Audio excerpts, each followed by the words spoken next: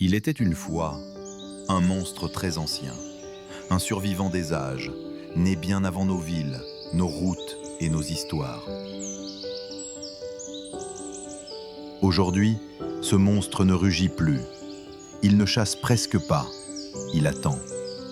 On l'appelle l'alligator chinois. Et par ironie, certains le surnomment le crocodile inutile. On le trouve encore par endroits dans l'est de la Chine. Des marais, des lacs, des rivières lentes. Des lieux où la brume s'accroche à l'eau comme un secret. Il vit là, immobile, silencieux, comme s'il se souvenait d'un monde disparu. Il y a des millions d'années, ses ancêtres régnaient sur les deltas. Ils ont vu passer les dinosaures, puis leur disparition. Eux, ils sont restés. L'alligator chinois, lui, n'a pas grandi en taille ni en fureur. Il a grandi en patience. 2 mètres à peine, une peau épaisse comme une armure, et ce regard, un regard sans expression mais chargé de temps. Dans les sanctuaires et réserves, on le voit souvent allongé sur la berge, la gueule entr'ouverte, les muscles relâchés. On dirait un reptile qui médite, un corps de pierre qui respire. Pourquoi inutile? Parce qu'il ne court pas, parce qu'il attaque rarement, parce que, pendant des heures, parfois des jours, il ne fait rien. Mais ce rien est une stratégie. Son cœur ralentit. Son métabolisme chute. Il économise l'énergie jusqu'au moment parfait. Alors, d'un seul geste, toute la puissance contenue explose. Un claquement d'eau et tout redevient calme.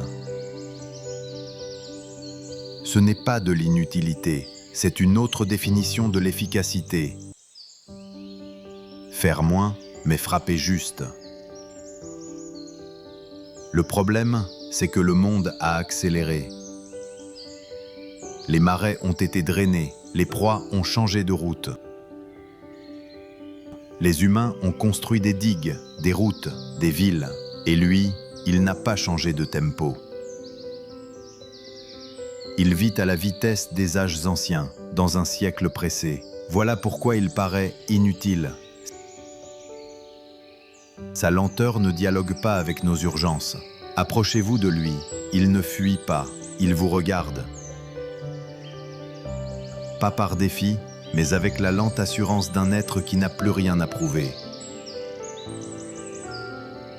En Chine, l'alligator chinois est aujourd'hui protégé. On surveille ses nids, on compte ses œufs, on réhabilite ses marais.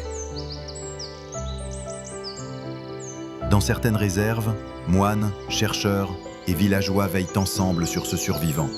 Chaque naissance devient un petit miracle, un serment silencieux avec l'avenir. Loin de l'image du prédateur, il devient un symbole. La preuve qu'une espèce peut encore traverser les siècles, si l'on ralentit pour l'écouter. L'alligator chinois n'est pas un échec de la nature, il est une leçon. Il nous rappelle que la force n'est pas seulement vitesse et bruit, mais aussi patience et silence. Qu'on peut survivre sans conquérir, exister sans dominer. Il a choisi une voie étroite, économiser, attendre, durer. Et c'est peut-être là sa victoire la plus discrète.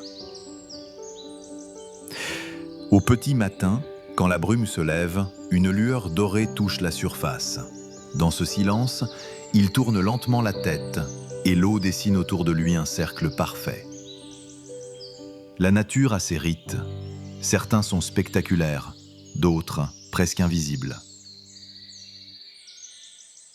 Lui, il appartient à la seconde catégorie, les miracles qui ne font pas de bruit. Pourquoi raconter cette histoire? Parce qu'elle parle de nous. Nous qui confondons mouvement et sens.